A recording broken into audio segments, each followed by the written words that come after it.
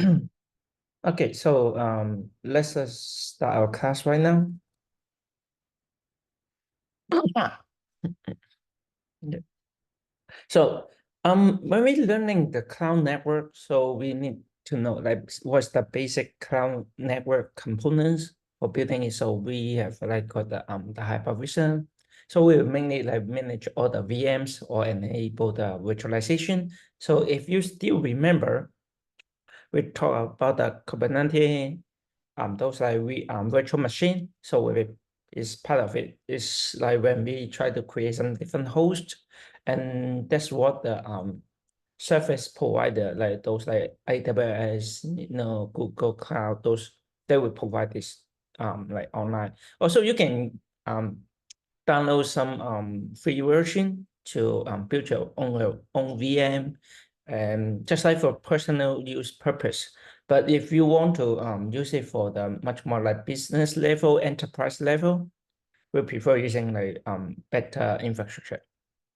And then the next one is the load balancer. So for the load balancer, this what I also cover about it. So is we can use the Nginx. We can declare it from the server block. So let's say I have multiple upstream, then I can set the mechanism. So it helps me to distribute the income traffic across the multiple server. So it's helping me to do that. So you will see I can use the one host like to serve it, and then I can redirect it to other location hosts. Okay. And also we have the data storage, one of it like the cloud based storage. So RJs or AWS, Google Cloud, they also provide the data storage, because we always working together with our server AWS API, because we need to access the database. And also we need to create the interface. So those like we call the API. So the APIs are mainly like provide a communication gateway between the services and the applications. Sometimes we call them microservice too. Okay.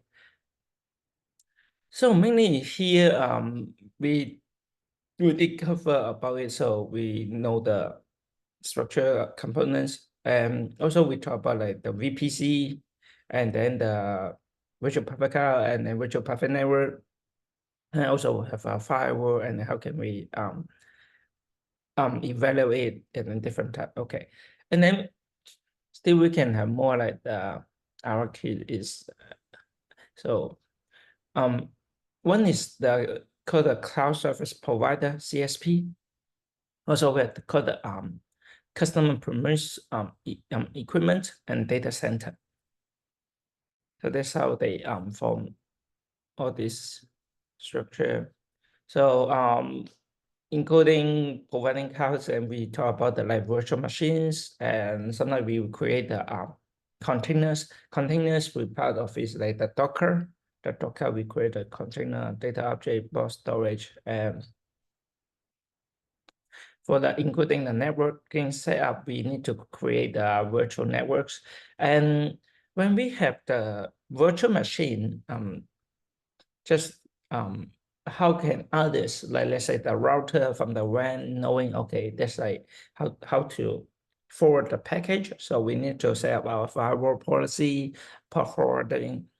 So it can help allow us to know what's the actual destination of our host. Or like even if it's a virtual machine, then how it works. Let's say I have my own desktop, or I have a server that I want try to run multiple copies of the virtual machine. So they will kind of like treat as an identical copy of operating system.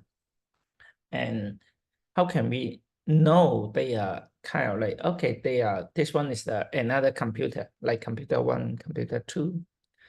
And those like, okay, this package are forwarding to the virtual machine one, virtual machine two, like which install yeah, something.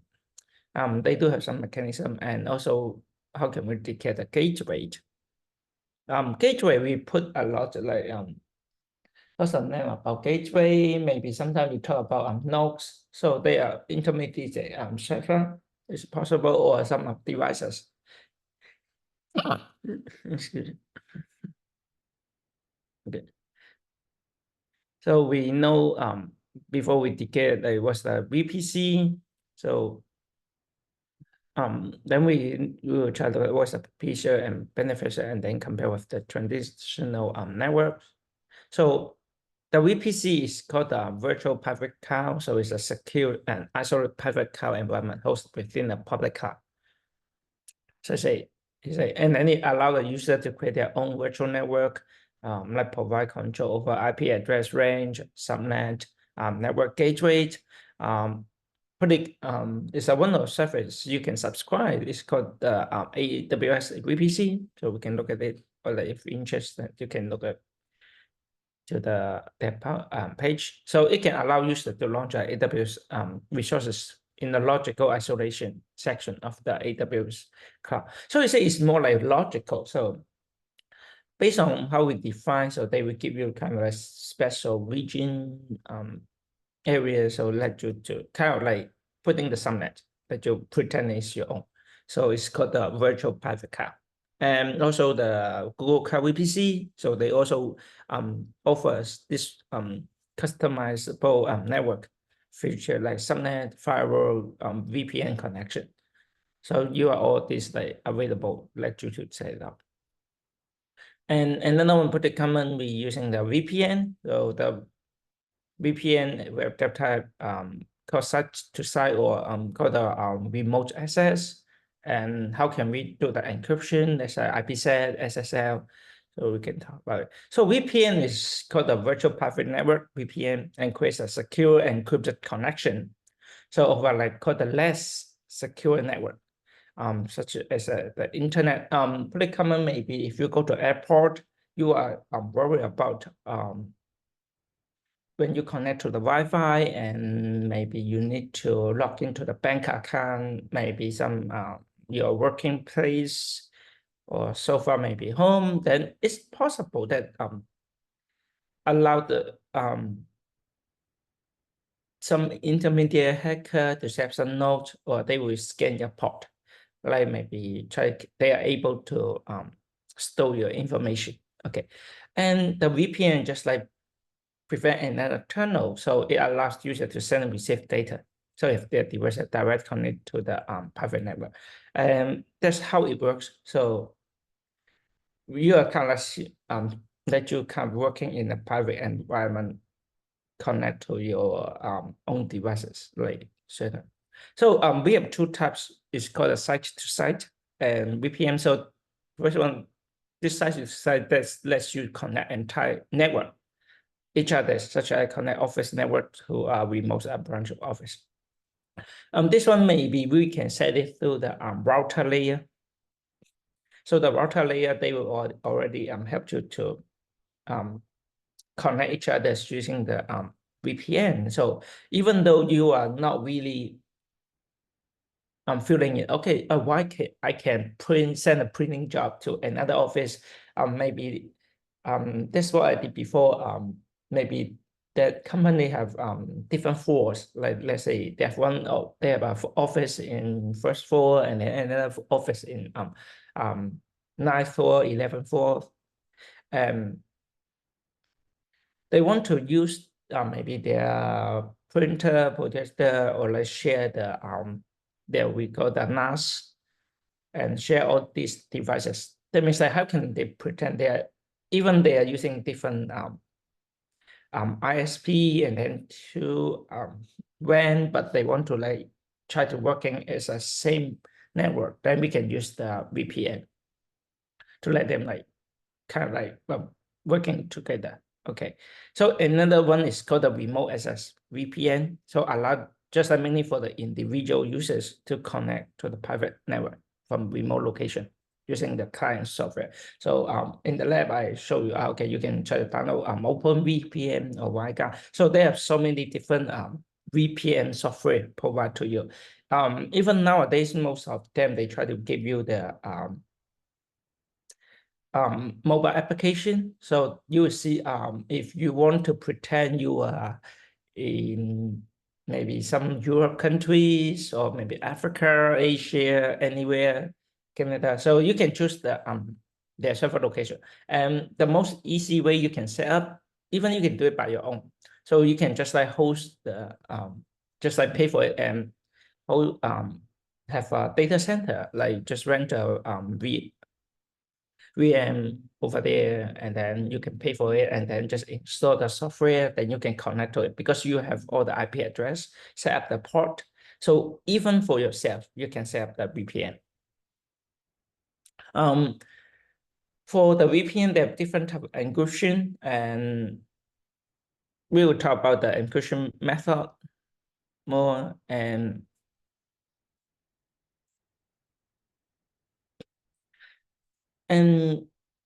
But now if for some country they block the VPN connection, they will not allow you to do that. They will scan all those like package. Here's one example is about China or like Russia. They have a like team like scan all those package. If they detect some package, it's like kind of like similar to using the open VPN protocol something, they will block your connection, so they will disconnect you. So that's one just like something out of the topic. It's related, but it's more than that. It's like called a shadow shark. So is one is they try to have a random encryption, so it's hard to detect the patterns of the encryption using the VPN. So it have a lower chance of being detected, and you still excuse me.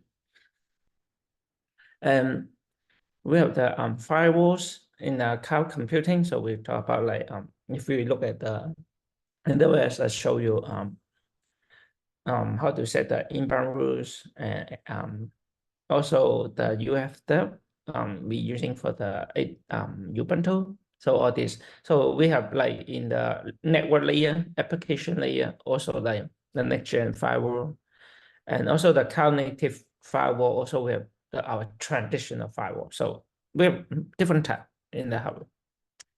For firewall, it's just a network security device. It can be like the monitor, control income and outgoing network traffic based on the predetermined security rules. It's like a barrier like between a trusted internal network and untrusted external network.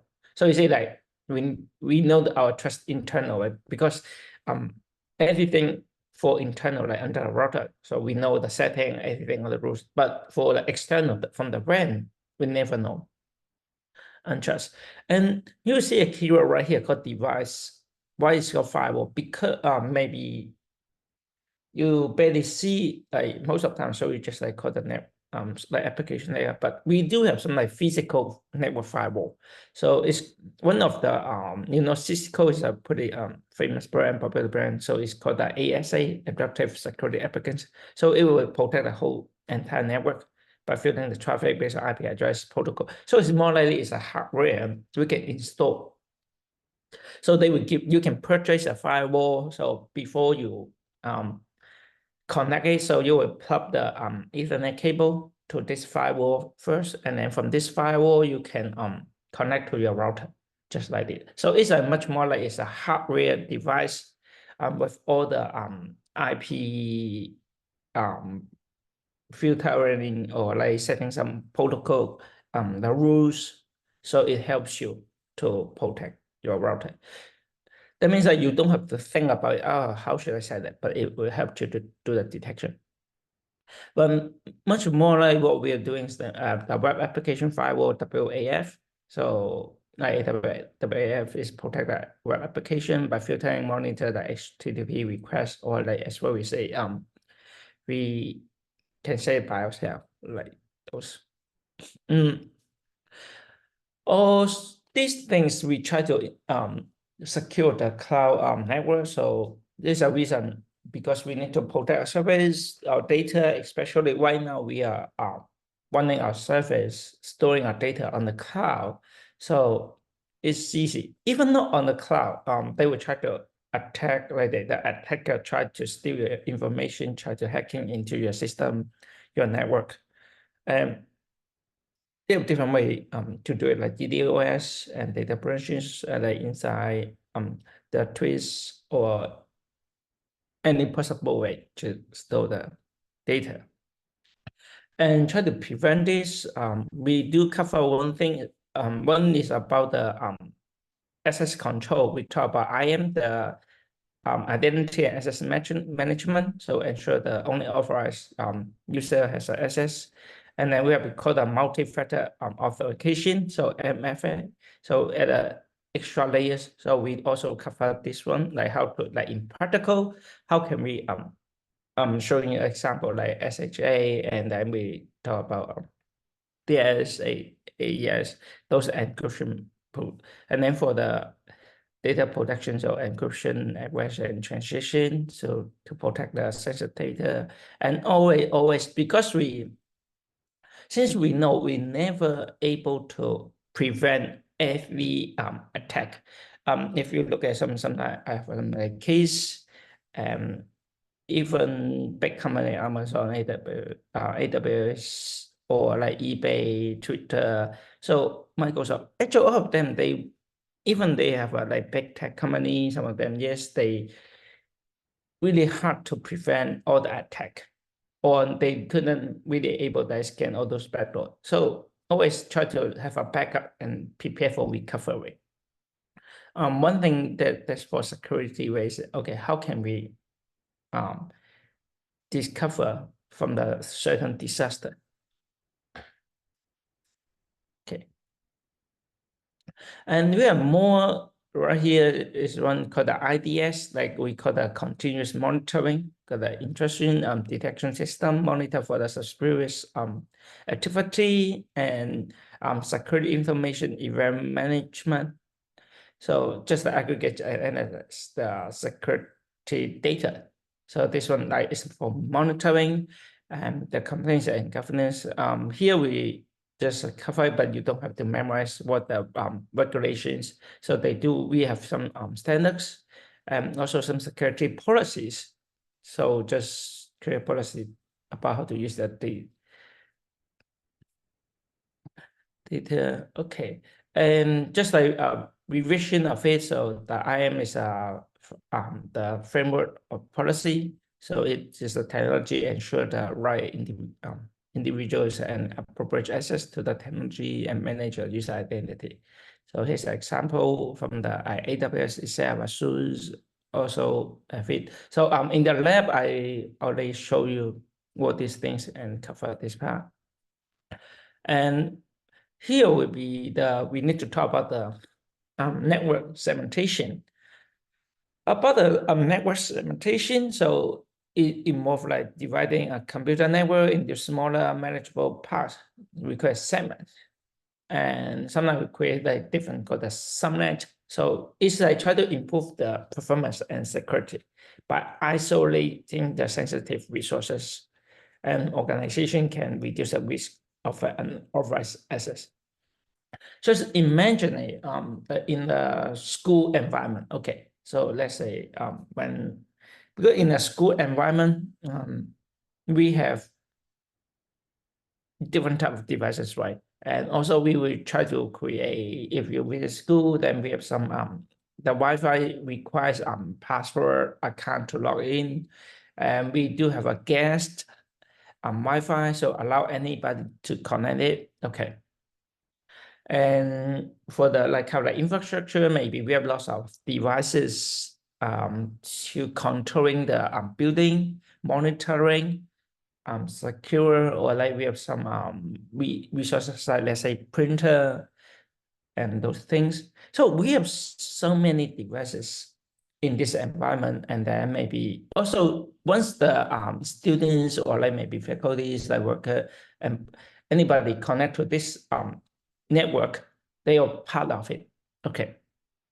So how can we guarantee, or like if we have Wi-Fi open to public, that means if I am a hacker, then I can use search like different type of tools like to scan any ports, or like I can scan any devices connect to this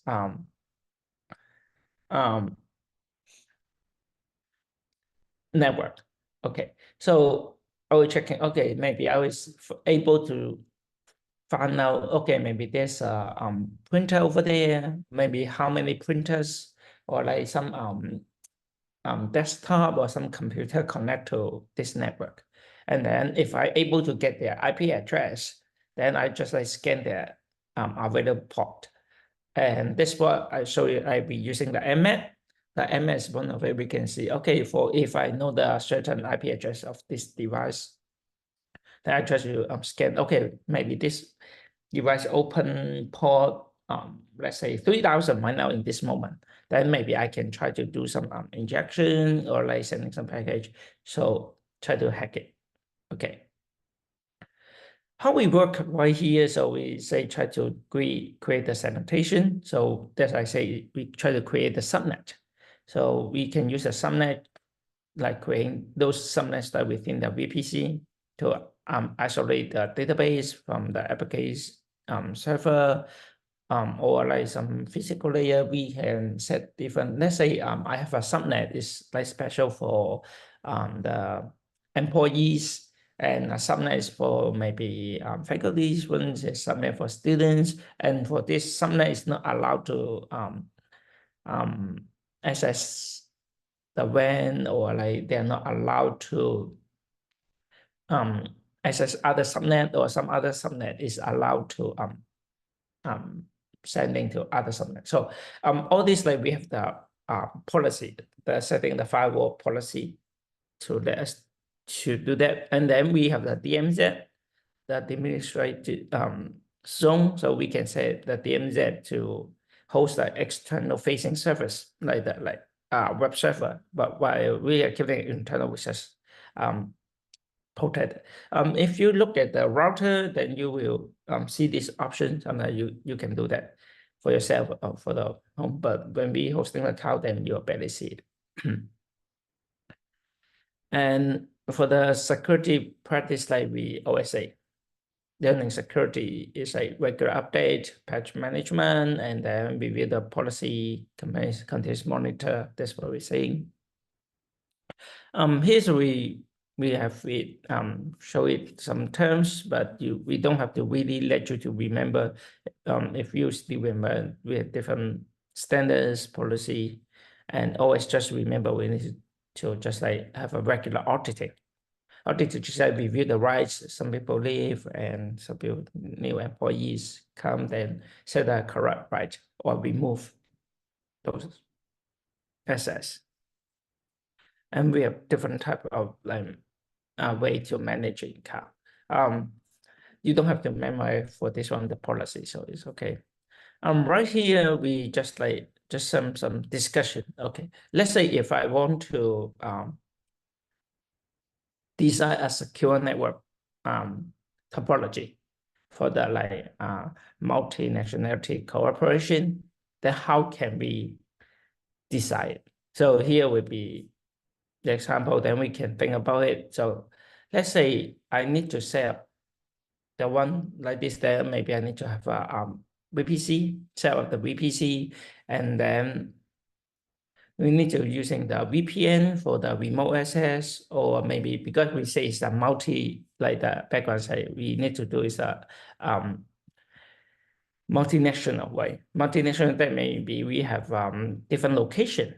Then better to like similarly to pretend we are working in same environment. Then maybe better to create a VPN for the remote access. And when we need to allow like access to different locations, data, or like to retrieve the data, then we need to think about the firewall rules or the possible way, like inbound, outbound. Also, what the subnet strategy. So we talk about create the subnets. So let's say we have the HR, and maybe we have some like, let's say, finance department, R&D, also like maybe some regular employees. So all these maybe they have different, maybe we have the technical teams. So which departments have like higher rights, less right, or they which subnet they're allowed to access. That's what we need to set. Okay. So when we think about the secure network topology, so it just try to arrange various like components of the network, like devices, connections, secure mergers, designed to protect the sensitive data resources. So when we try to facilitate the effective communication within the outside of the organization, so mainly we just like try to provide the design, just think about, okay, so what are the possible vulnerabilities or like the incorporate best practice for security. So just think about that. So when we think about it, what's a component of it, how can make sure like what's the core network? So the backbone of the organization. So maybe we have different branches, we have the headquarters, so maybe everything based on the headquarters. Other branches able to connect to it, and then maybe we need to set up the like the VPN, VPC for our different data. So that's how can we facilitate the internal communication. Okay, and also the data centers. Um, Nowadays, the data center it may be not like stored physically, like inside your computer, like the computer inside your company, or they will say the server inside. I know maybe some like bank or like some accounting company, because they want to really secure their data, they sometimes they will host your own server, or they have just have a centralized computer to store all the data. But some of them they already like everything goes to the cloud. Those Then how can we manage those data application service when we try to do that? And then we need design. Also, we have the DMZ. So the one we talk about it. So it's a buffer zone to host like public facing service where we can isolate them from the internal network. So we allow kind for protection. Just imagine it. So if you know, maybe you have your building, your house, if you just open the door, then maybe they're allowed to get into your any rooms. But if you try to set up like maybe when they come to your building, then you only set up area, or like there's a first room, and then you will put a lock, a door, the aisles to access your other rooms. But when they come, they always like to assign to this place. They are not allowed to go to other location. They're being isolated. Then they're not allowed to access other place. So they only can come to see what they able to get or like to see. And then when they leave the exit from this network, they are not able. So they don't know what your actual location of your data or other devices they are stored. Okay. And also we will talk about the LAN, the local area network. So the LANs will be just like internal networks, which are like all the office router. So everything under the router will be LAN. Okay. And when we say outside your network router, so just using your router to distinguish it. And inside the LAN, we also can create multiple subnets. So that's what we see most of the time. And we try to apply our VPC, we try to isolate the environments, like hosting the application. And also we have the firewalls, RDS. So set up all these things, and the virtual private networks VPN. So allow remote access or just the site to site inter-office communication, right?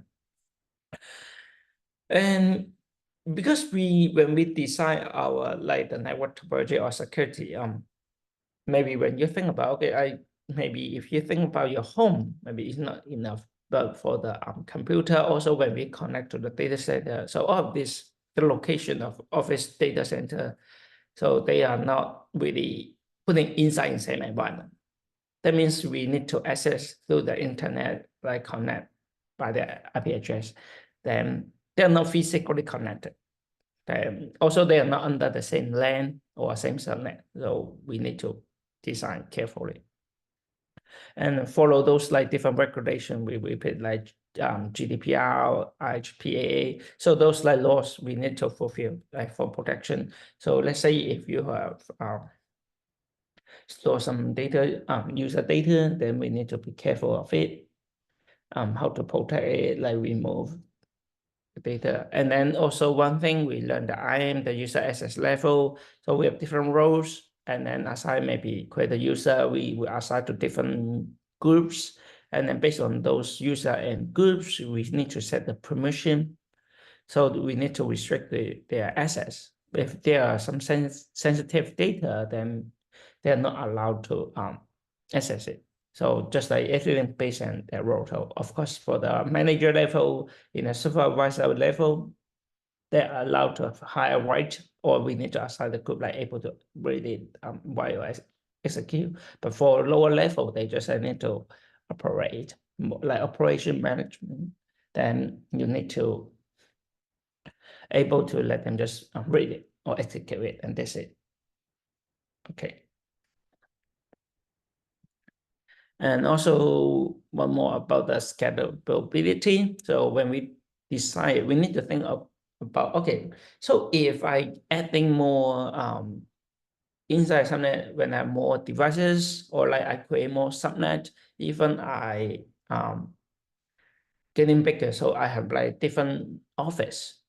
Like I say, in the States, we have multiple office located in different states. Like let's say maybe one in California, one in Dallas, one in New York, or one in Boston, wherever.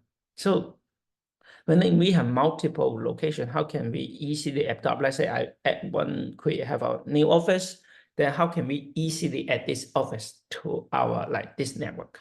Okay, so try to prevent the redundancy. Your thing about it, just like fail for mechanism, maintain availability during the hardware failures or attack. So how can we prevent all these things? We need to consider when we do just like we're doing the backup, or if we try to avoid if one hardware is broken down, then is any backup or like other location can help. So like similar, let's say I have a ABC location, and then if like mainly I'm using A, if let's say A is have a failure of any hardware is not available to let me to get the resources, then I need to maybe at this time like location B's data center data storage is allow me to access it. Okay. But if we are doing like this, that means we need to have a like backup or recovery, or we need to make sure the data consistency. Okay, so all this like will be more like getting more complicated to decide, and we need to apply for designing. Okay, and then we will keep going right here. Just thinking about we have like we know all these like keywords, then we really look at it. Okay, let's say I have a headquarter.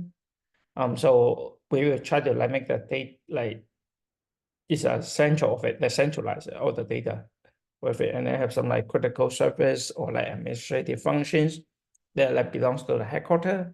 When we have like regional office, so they're like different locations, then they will connect to the headquarters, and they will equip for some like local resources. They may have their own resources too. Okay, and we need to set the remote users, so those employees can access the network securely through the VPN from the remote location. So here's the pictures. We can look at it. So if I ask you if I want to design, okay, how can I secure the network? So this one is the kind of like the final pictures of it. We talk about so many things. Always we come from the WAN, or we say the internet. We go through, we pass through what you call the firewall.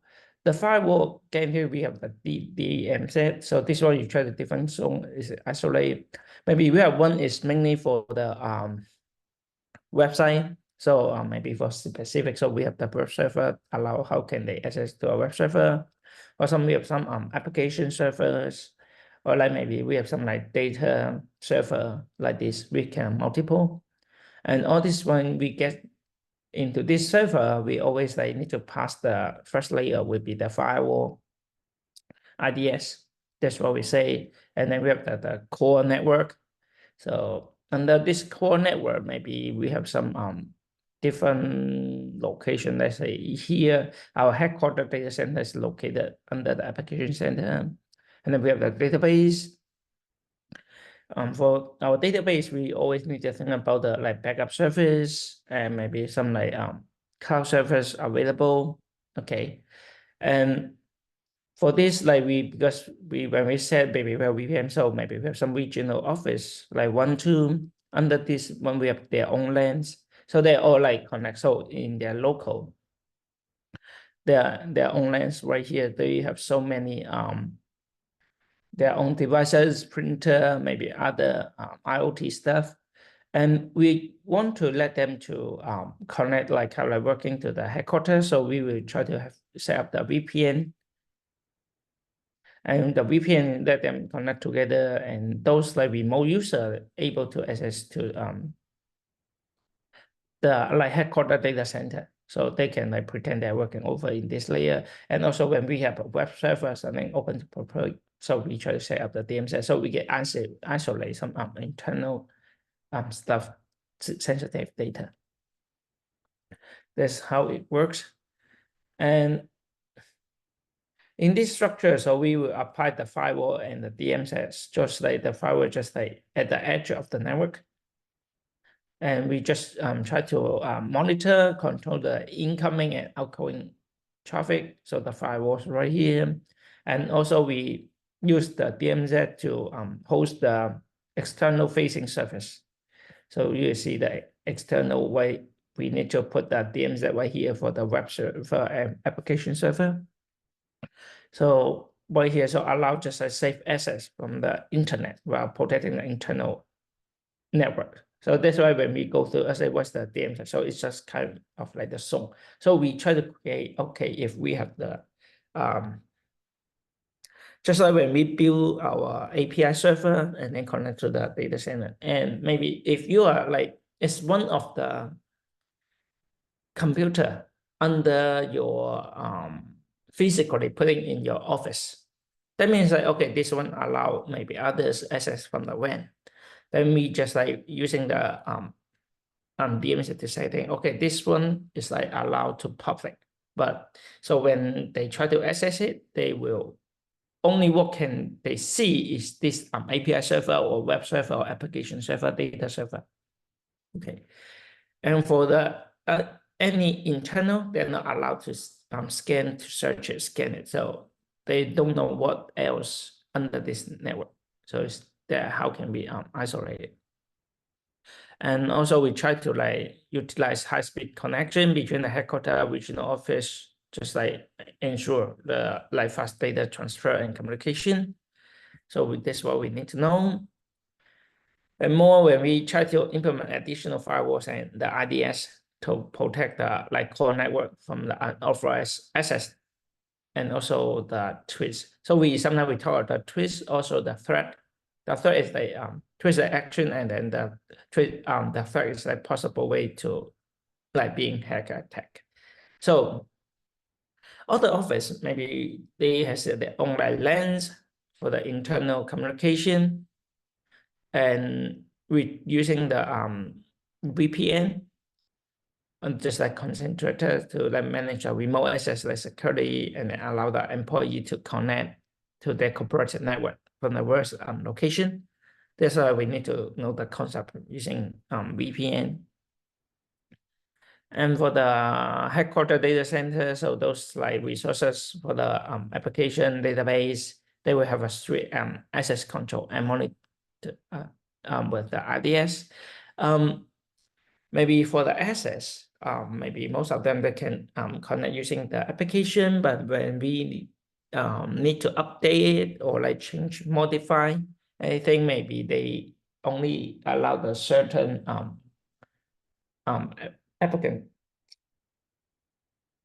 applications or the like under like technical teams, they have high authorization or access right, then they are allowed to modify the database or change the data of content. Okay, so some of them the application only allow reading or execute. Okay, and also try to think about the backup service, like ensure the recovery in case of failure. So to be honest, like the failure is pretty common. As I always, no matter how big is the company, it's always a failure. And when you study like OS system, and you will know, OS we are just also when we are read write executing over.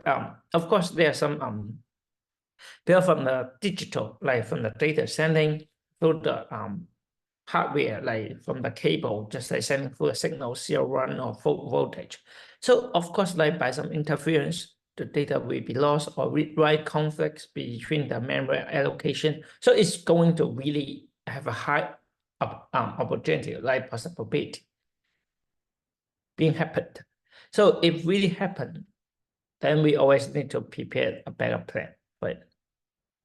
And try to set the remote users, let them like working from home or like going out, or for this one, like multinational, maybe they have different location. If you allow them to connect with each other's, access their own resources, or they will share the resource from other office, and maybe let them just have the VPN. So just make sure, because no matter how we will have a communication, like try to access other resources, then we need to just make sure all the communication they're encrypted, just getting more like safe.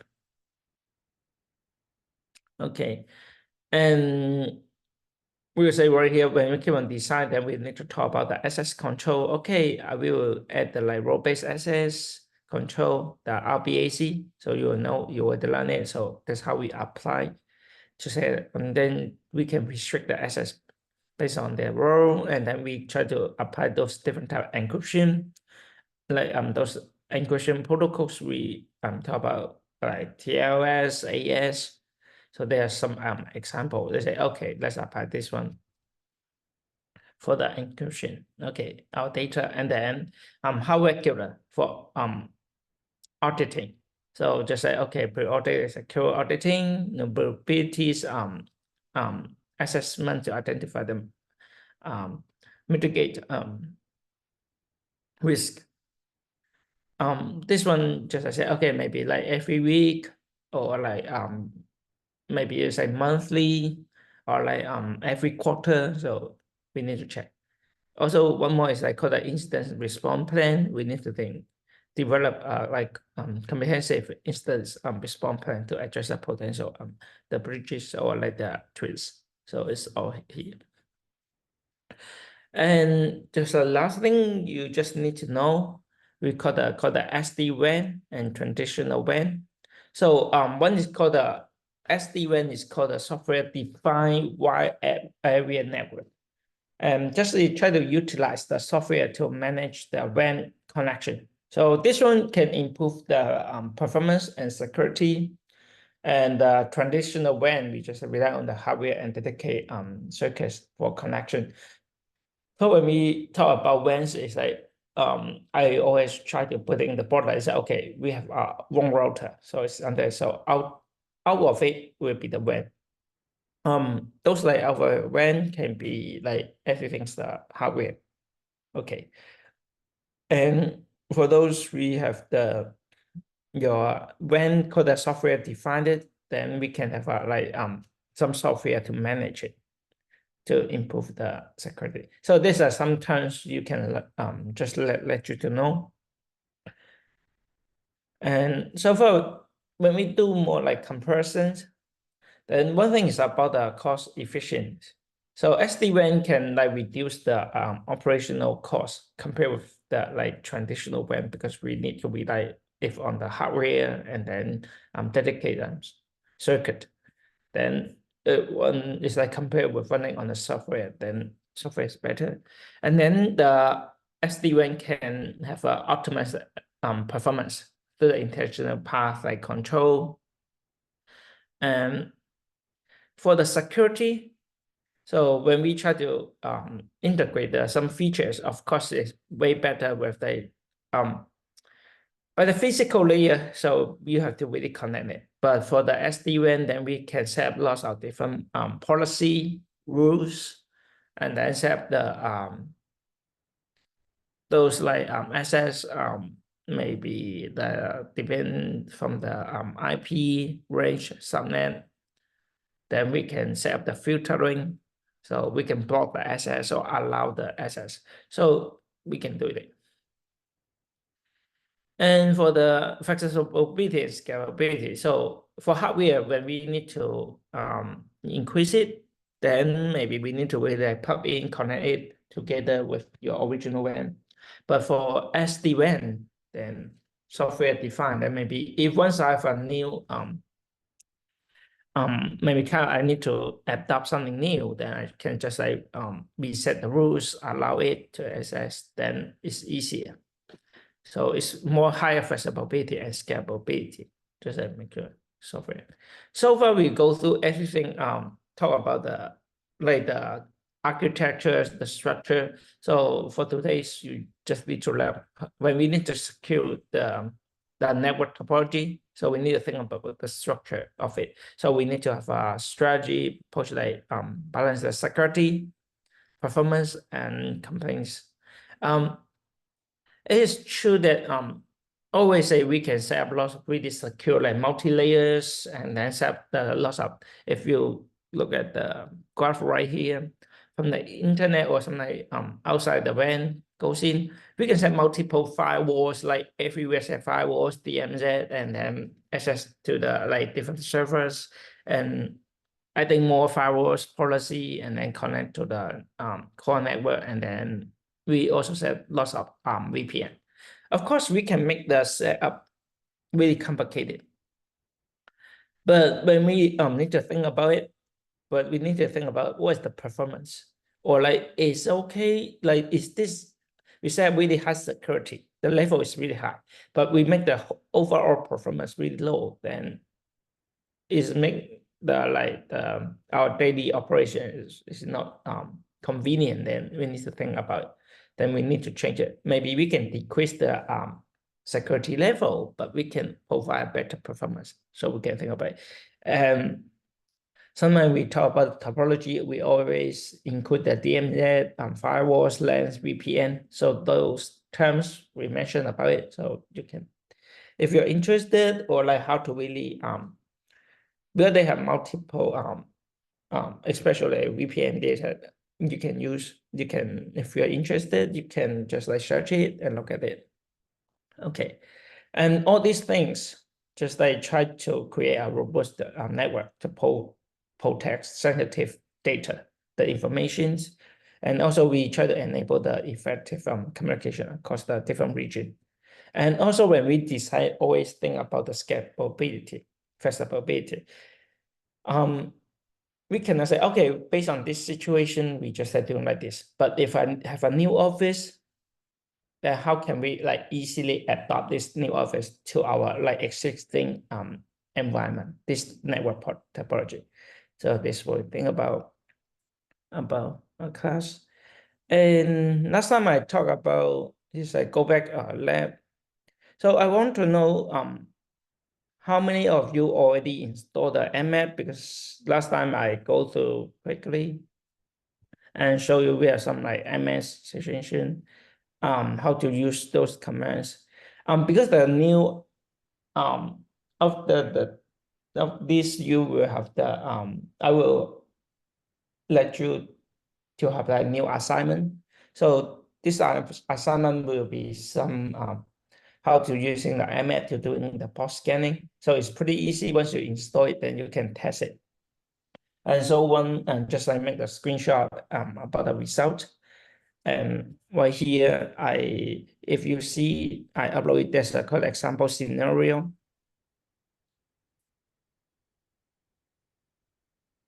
Okay, so if you look at the scenario, we have just disabled the SN to discover the live host, and also just like I meant to scan the open port of it, and then S3, and then also we can comprehensive scan. So I just give you, ask you, please do some scanning, make to your own server, and then pick up the one you want to test, like any target, any website, and then make the screenshot of it. And one more thing is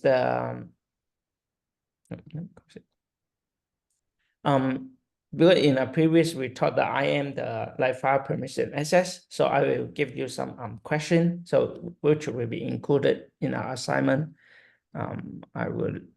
So it's more than just only practical things, but this time just a more theory understanding. So let me check. I want to check that I am right here. If you remember I am right here, the operation, there are some questions that you to do. Is about I will give you the situation, and let's say I'm doing this, and let's say I want it's not exactly this one, but it will be more similar to like some question. If I want to get a permission, then what should you do? Or if I need to let you to set up the like something more like if I want to set the user to read the file and with the read write execute, and what's the permission, like numeric and symbolic. So this one is called the symbolic, and that one's called the numeric, the number. So just try to do this one. And I won't really cover let you to do the window based question, so you don't have to worry about that.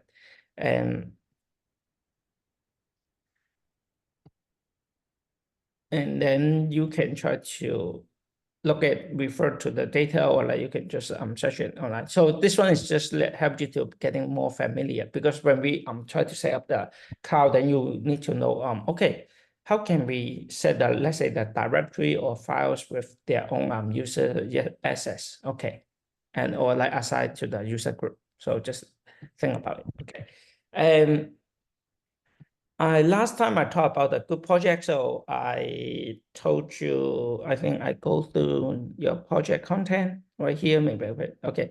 I already talked about it last time, so, but I would like to, so you can start to think about it. You can just pick up any topic, choose a topic and then build your API server. So start with the API service and then connect with your database, and then setting the port nginx, like how can you access those service, okay.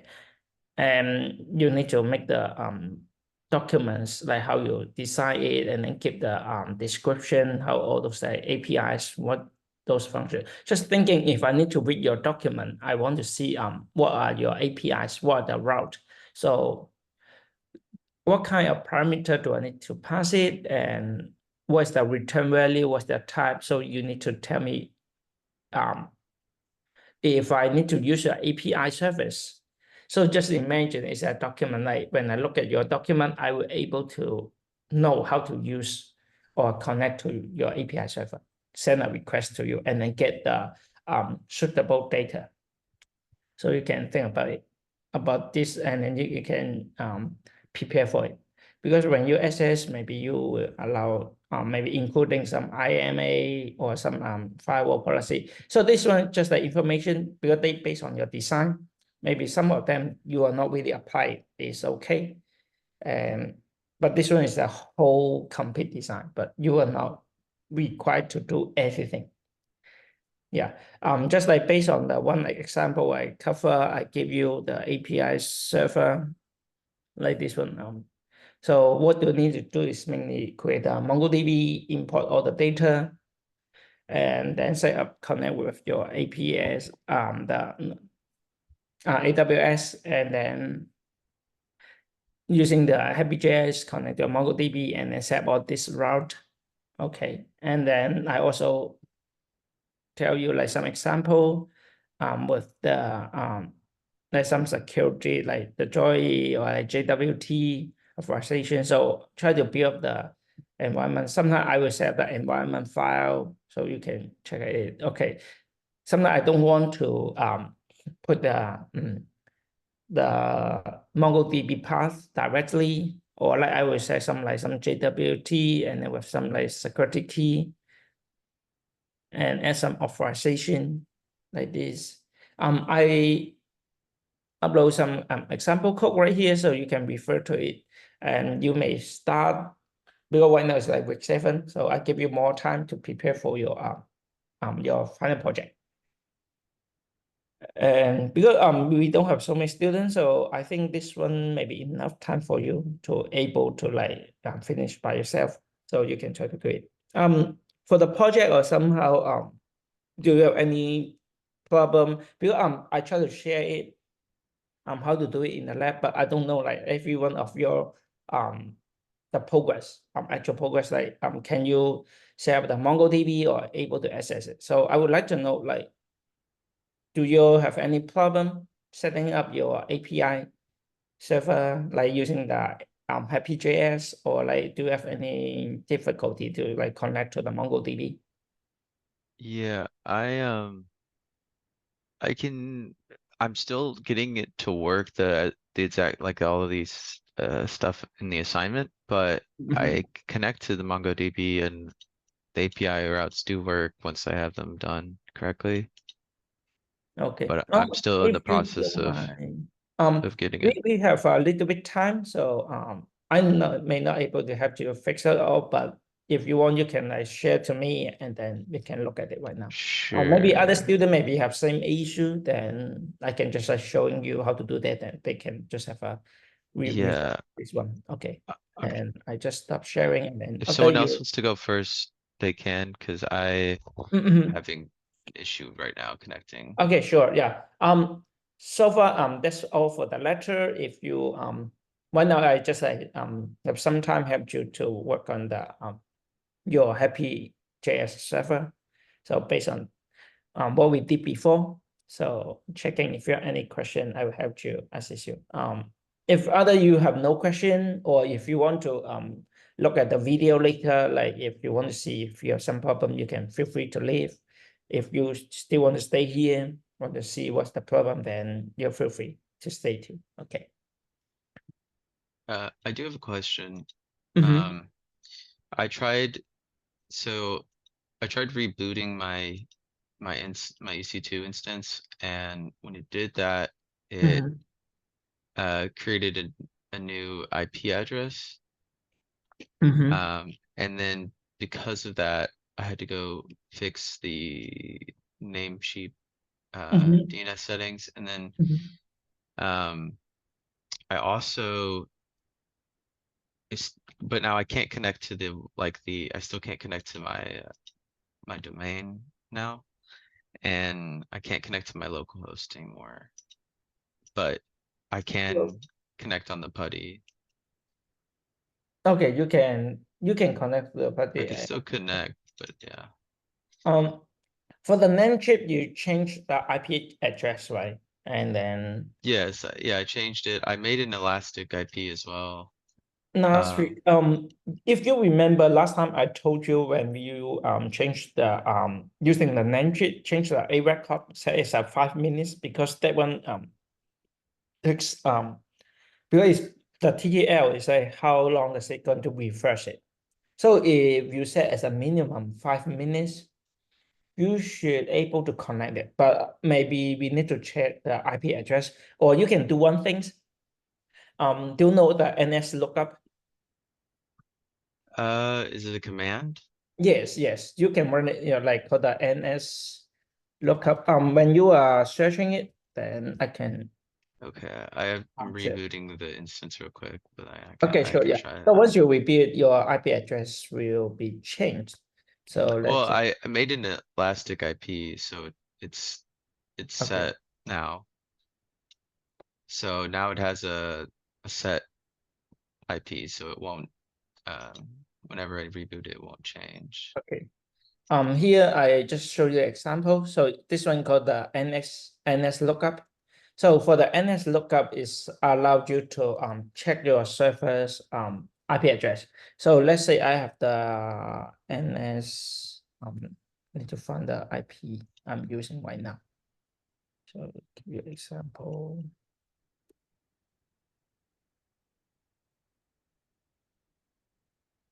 Okay, let me copy the IP address. This one.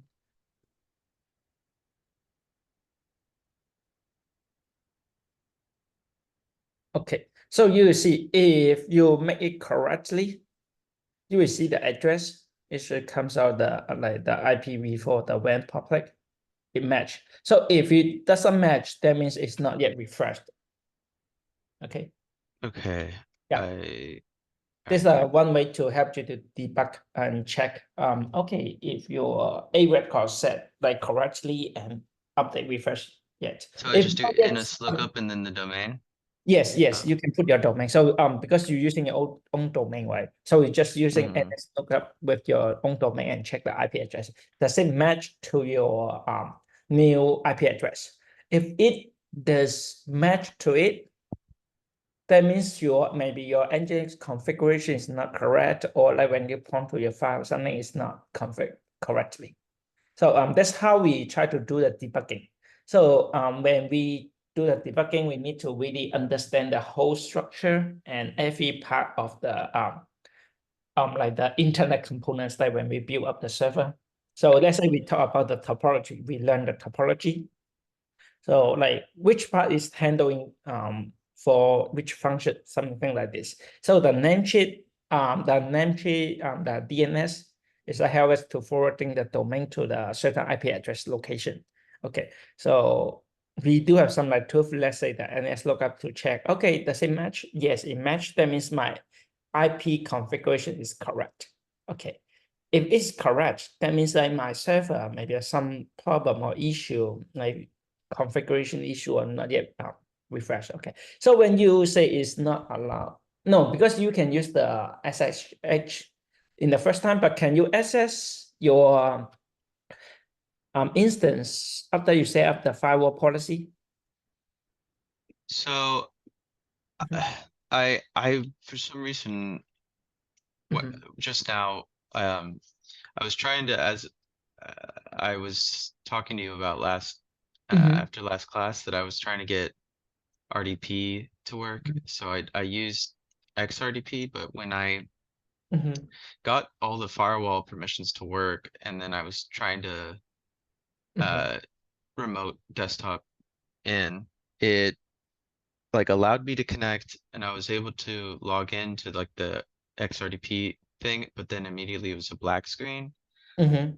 It also crashed my putty instance, Oh, okay, okay. and then I now can't get like I can't like putty back SSH back in. Okay. Yeah. Sometimes yes, sometimes. Well, we never know the service they running maybe crash also because the free version. Unluckily because that one is free, then we cannot really change lots of things. Maybe because they have limited because sometimes when you're running multiple servers, it may be possible we don't have enough like memory or the Right, processor is not strong enough. It did really happen when you using these things.